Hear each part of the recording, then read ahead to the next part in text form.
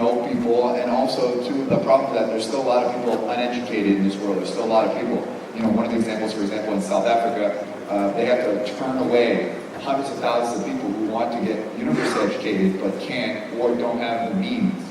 And I believe that the more educated of a society we are, I think the better it goes. One thing I really enjoy about Singapore, for example, is that the education and how everybody's very educated, and there's a very big emphasis on that. And I think it's very, very important. And it's a topic that I'm very passionate about. I'm blessed to do what I do, but it wasn't always like that for me. And I think if there's a message that we can take away from this event is, we're all lucky. Many of us are living our visions by being here, but there's a lot of people who don't have those opportunities. And so I figured I'd bring our last speaker to really inspire us and maybe shed some light on how we can do our part in society of that. So, we talk a lot about wealth and making money and making millions, and that's great. But there's a lot of people who don't have our opportunities. And I think an educated workforce is one that makes us more productive as well. So I brought you one of the top educators in this field to really kind of try to crack the code, and hopefully we'll get involved. So please welcome Dr. Jennifer Herrera.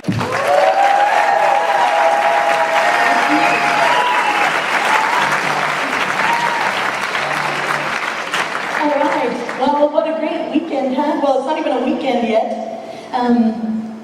I just want to say what a pleasure and a privilege it is to be with all of you here, learning about what you're doing, learning from the celebrities, everything. It's really great. Well, I am a teacher, and I have to be honest that I get a little tired of hearing how education is broken. Thank you. How many of you are educators out there? A lot of you. All right, so you know what I mean. There's a lot of criticism with education. But I'm excited because I'm here to tell you some things that are going right with education. And there's some things that all of us have contributed to and need to continue so that our next generations are ready.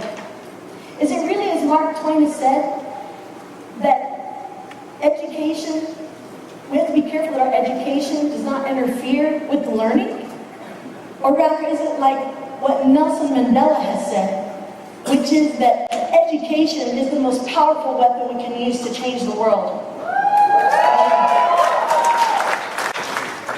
I believe that education needs to have two components. We need to teach them how to think critically and how to think intensively. And it's character and intelligence that come together for a good, true education. Martin Luther King said that. I did not make that up.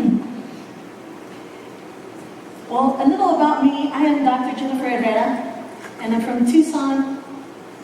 I am the CEO and founder, president, the whole thing, of World Education Network. And we have a table out there. I've met many of you. And I'm also the co-founder of 4 model high schools that we have in Tucson called Tucson International Academies. At those, thank you. At those academies, we have a mission. We found a community, a specific people in the community, Hispanic, who said, we would like our kids to have a better life than we have. So they said, Jennifer, can you get our kids into college? Get them into college? That's good. I have 5 degrees. That's easy for me. So my mission was set, and we began to create a program that can help our kids get into college, breaking generations of no college, and their parents, their grandparents, their great-grandparents. And so that's basically the mission of our schools. We have 100% of our schools, 100% of our graduates from our schools get accepted to college.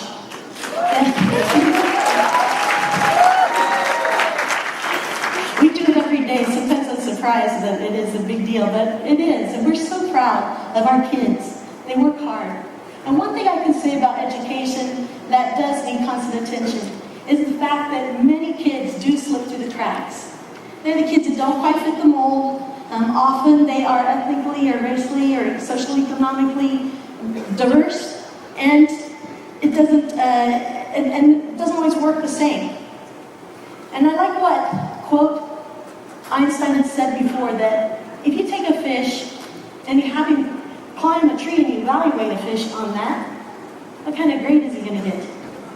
It's not going to be a very good one. It's not an adequate, he's not cut out for that. And so in our system, what we found is that each person is unique and they have something to contribute.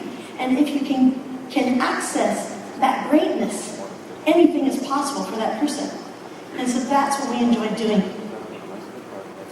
We have in our schools, of course, focused on getting kids prepared for college.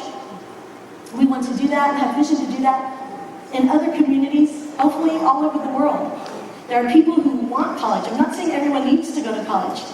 I'm saying that for those that want it, and they see it as a way out of generational poverty, and they want the key of education, we will be the door.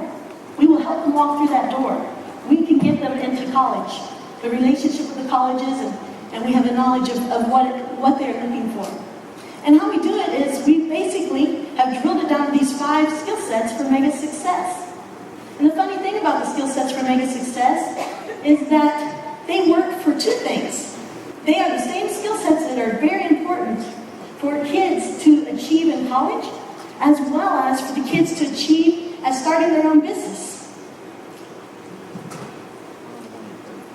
This is one of our students, Christian Navarro. He's a Hispanic student of ours, and I knew him since 9th grade. And he has diabetes, type 1 diabetes. Of course, a little struggle with energy levels and things like that. He could have easily been a student that fell through the cracks.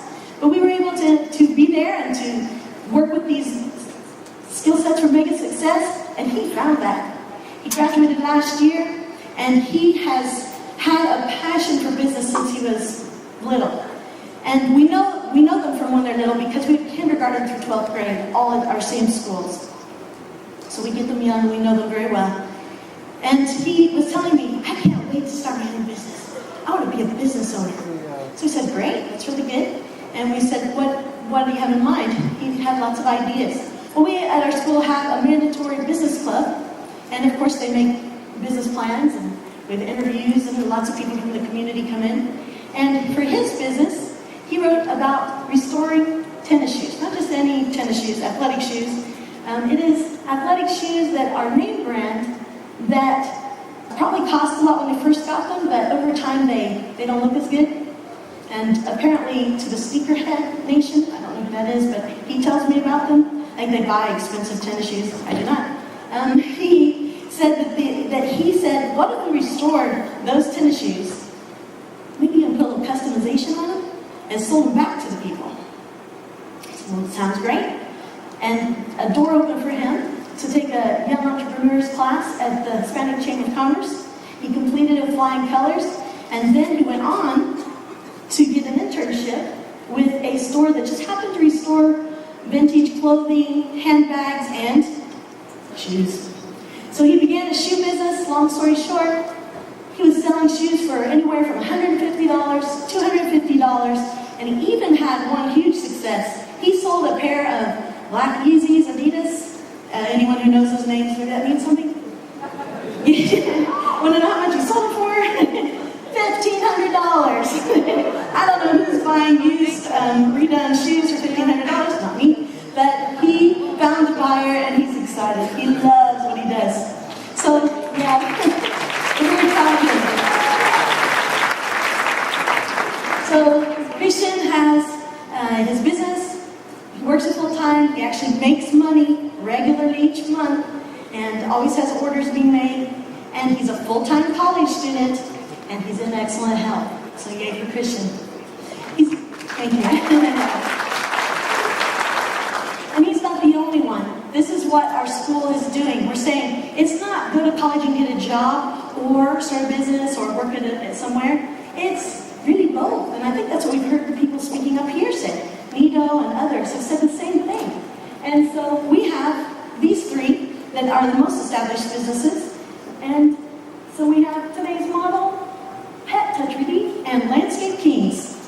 All of them are in college, well the top 2 are in college full-time, running their businesses, and the one on the bottom is still in high school, and he makes lots of money. He's always helping pay for other kids to go on field trips and things and stuff. He's a very giving guy.